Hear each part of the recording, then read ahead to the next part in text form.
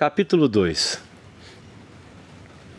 O professor de História Jorge inicia o ano letivo com os alunos do sexto ano propondo uma atividade envolvente para conectar os estudantes ao estudo da história de forma significativa. Ele começa com uma pergunta provocativa que ressoa na sala. O que é história para você? Cada aluno deve refletir e expressar sua resposta em uma folha de caderno, utilizando a criatividade. O professor oferece liberdade para que explorem diferentes formatos, como desenhos, poemas ou pequenos textos, sem limitar o número de linhas, mas encorajando um desenvolvimento rico e pessoal. Enquanto lê as respostas, Jorge observa que muitos alunos associam a história apenas ao passado. Ele decide então provocar uma reflexão mais profunda e escreve no quadro: A história é a ciência que estuda o homem no tempo. Uma famosa frase de Mark Bloch.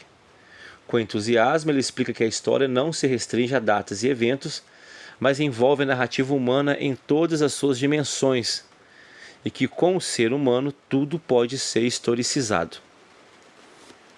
Para tornar essa conexão ainda mais viva, Jorge propôs uma tarefa prática. Cada aluno deve escolher uma fotografia de um familiar, avô, avó, até bisavô, que capture um momento significativo em suas vidas. Eles devem investigar a história por trás da imagem, conversando com seus familiares e registrando as narrativas que a cercam.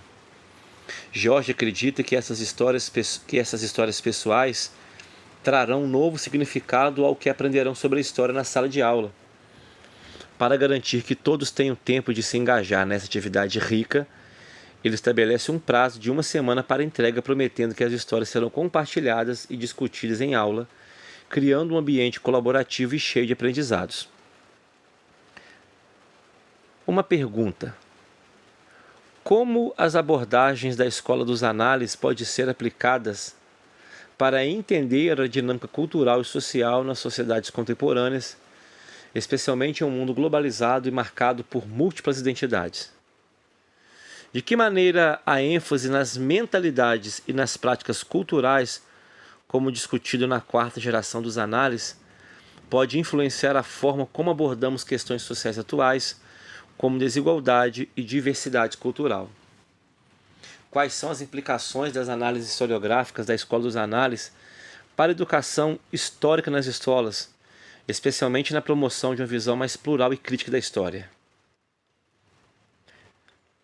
Como continuidade à pesquisa sobre fotografias e as histórias familiares, o professor Jorge apresenta uma nova atividade estimulante. Ele sugere que os alunos aprofundem suas entrevistas perguntando sobre as brincadeiras de infância de seus avós ou bisavós.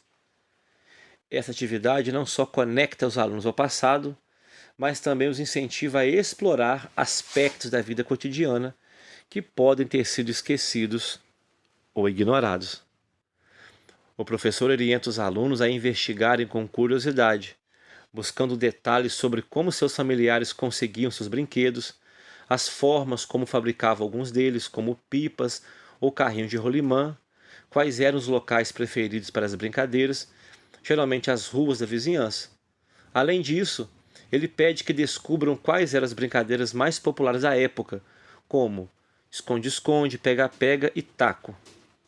Ao fazer isso, os alunos aprendem sobre história e sobre a cultura e as interações sociais de diferentes épocas. Após coletar essas informações, a próxima tarefa é fazer comparações com as brincadeiras e brinquedos atuais. Jorge solicita que os estudantes escrevam uma redação de 10 a 15 linhas, onde reflitam sobre as semelhanças e diferenças entre as experiências de seus familiares e as interações das crianças nos dias de hoje. Eles devem considerar perguntas como: o que mudou? Os espaços de brincadeira ainda são os mesmos? Como são as brincadeiras e os brinquedos hoje em dia? Essa reflexão ajuda os alunos a perceberem a evolução dos costumes e da cultura lúdica ao longo do tempo. Para encerrar a atividade, Jorge propõe uma discussão em sala de aula que gira em torno do impacto dos avanços tecnológicos nas brincadeiras infantis. Ele desafia os alunos a ponderarem se os recursos tecnológicos tão presentes em suas vidas tem contribuído para a diminuição das brincadeiras tradicionais, que são essenciais para o desenvolvimento social e emocional das crianças.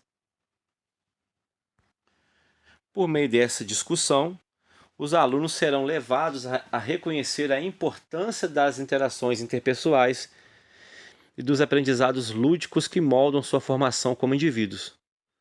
Jorge também sugere que assista ao filme Tarja Branca, A Revolução que Faltava, para que possam visualizar a relevância das brincadeiras e dos espaços de brincar na formação intelectual e social das crianças, reforçando a importância do convívio e a ludicidade no desenvolvimento humano. Um resumo geral da Escola dos Análises. Origem. A Escola dos Análises surgiu na França na década de 20, promovendo uma abordagem historiográfica que prioriza a história total e as interações sociais e culturais e também econômicas ao longo do tempo. A primeira geração, Marc Bloch e Lucien Febvre, focaram nas dinâmicas socioeconômicas e nas mentalidades, enfatizando a importância das experiências humanas na construção da história e na análise do passado. Segunda geração, Fernand Braudel, no livro O Mediterrâneo e o Mundo Mediterrâneo na época de Filipe II, destacou as interações entre geografia e modos de vida, propondo a análise de estruturas de longa duração. Terceira geração, a Nova História com Jacques Le Goff enfatizou a história serial e das mentalidades, explorando a vida cotidiana e a construção social do tempo, diversificando as narrativas históricas. A quarta geração, Roger Chartier, promoveu uma história cultural do social, destacando as representações culturais e as práticas de formação das realidades históricas, com foco na leitura e na circulação de textos na sociedade. E o seu legado. A Escola dos Análises revolucionou a historiografia mundial brasileira, incentivando uma abordagem interdisciplinar e análise de temas como cultura popular e relações de poder, ampliando narrativas históricas.